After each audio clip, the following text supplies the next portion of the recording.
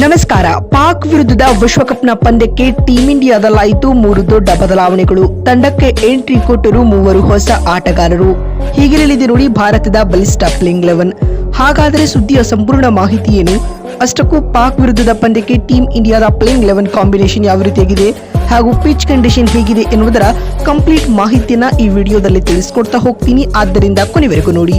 ಆದರೆ ಅದಕ್ಕಿಂತಲೂ ಮುನ್ನ ಯಾರು ನಮ್ಮ ಚಾನೆಲ್ಗೆ ಸಬ್ಸ್ಕ್ರೈಬ್ ಮಾಡಿಲ್ವೋ ಸೊ ದಯವಿಟ್ಟು ಚಾನೆಲ್ಗೊಂದು ಸಬ್ಸ್ಕ್ರೈಬ್ ಮಾಡಿ ಮತ್ತು ವಿಡಿಯೋಗೊಂದು ಲೈಕ್ ಮಾಡಿ. ಹೌದು, 2026ರ T20 ವಿಶ್ವಕಪ್ ನಲ್ಲಿ ಟೀಂ ಇಂಡಿಯಾ ತನ್ನ ಮೊದಲ 2 ಪಂದ್ಯಗಳಲ್ಲಿ ಭರ್ಜರಿ ಗೆಲುವು ದಾಖಲಿಸಿ ಇದೀಗ ಅತಿಯಾದ ಆತ್ಮವಿಶ್ವಾಸದಿಂದ ಬೀಗುತ್ತಿದೆ.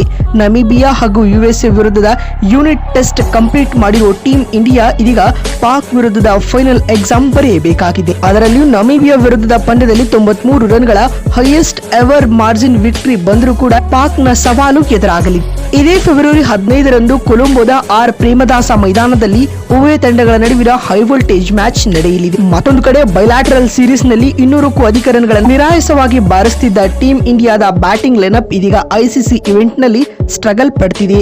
ತವರಿನಲ್ಲಿ ತಾನಾಡಿದ 2 ಮ್ಯಾಚ್ ಕೂಡ ಗೆದ್ರು ಇದೀಗ ಪಾಕ್ ವಿರುದ್ಧದ ಪಂದ್ಯ ಟೀಂ ಇಂಡಿಯಾಗೆ ಅಷ್ಟು ಈಸಿ ಇರಲ್ಲ.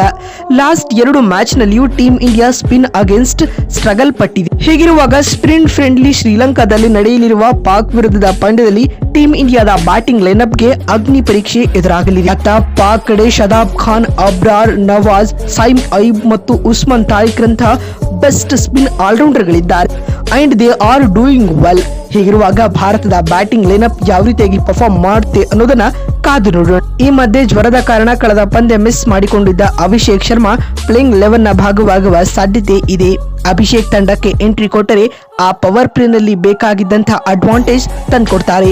ಮತ್ತೊಂದು ಕಡೆ ತಿಲಕ್ ವರ್ಮಾರ ಬ್ಯಾಟ್ ನಿಂದ ಕಳೆದ 2 ಮ್ಯಾಚ್ ಗಳಿಂದ ರನ್ಸ್ ಬರ್ತಿಲ್ಲ. ಇದು ನಂತರದ ಬ್ಯಾಟ್ಸ್ಮನ್ ಗಳ ಮೇಲೆ ಪ್ರೆಷರ್ ಬಿಲ್ಡ್ ಮಾಡ್ತಿದೆ. ಇದಲ್ಲದೆ ಪ್ಲೇಯಿಂಗ್ 11 ನಲ್ಲಿ ಕುಲ್ದೀಪ್ ಯಾದವ್ಗೂ ಕೂಡ ಚಾನ್ಸ್ ನೀಡಲಾಗುತ್ತದೆ. ಯಾಕಂದ್ರೆ ಇವರ ಅಗೇನ್ಸ್ಟ್ ಪಾಕ್ ನ ಬ್ಯಾಟಿಂಗ್ ಲೈನ್ಅಪ್ ತತ್ತರಿಸಿ ಹೋಗಿದೆ.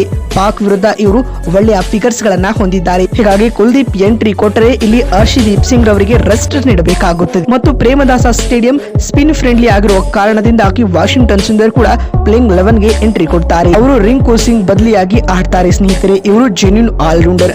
ಬ್ಯಾಟಿಂಗ್ ಜೊತೆಗೆ ಬೌಲಿಂಗ್ ನಲ್ಲಿಯೂ ಕೂಡ ಕಾಂಟ್ರಿಬ್ಯೂಟ್ ಮಾಡ್ತಾರೆ. ಇದರೊಂದಿಗೆ ಟೀಂ ಇಂಡಿಯಾ ಕೂಡ 4 ಜೆನ್ಯೂನ್ ಸ್ಪಿನ್ನರ್ ಗಳೊಂದಿಗೆ ಕಣಕ್ಕಿಳಿದಂತಾಗಲಿದೆ. ಇನ್ನು ಪ್ರೇಮದಾಸ ಸ್ಟೇಡಿಯಂ ನ ಪಿಚ್ ರಿಪೋರ್ಟ್ ಯಾವ ರೀತಿಯಾಗಿದೆ ಅಂತ ನೋಡ್ತಾ ಬರುವುದಾದ್ರೆ ಇದು ತುಂಬಾ ಸ್ಲೋ ಪಿಚ್ ಅಂತ ಹೇಳಲಾಗ್ತಾ ಇದೆ. At the same time spinner ಗಳಿಗೆ ಇದು ತುಂಬಾ ನೆರವಾಗಲಿದೆ.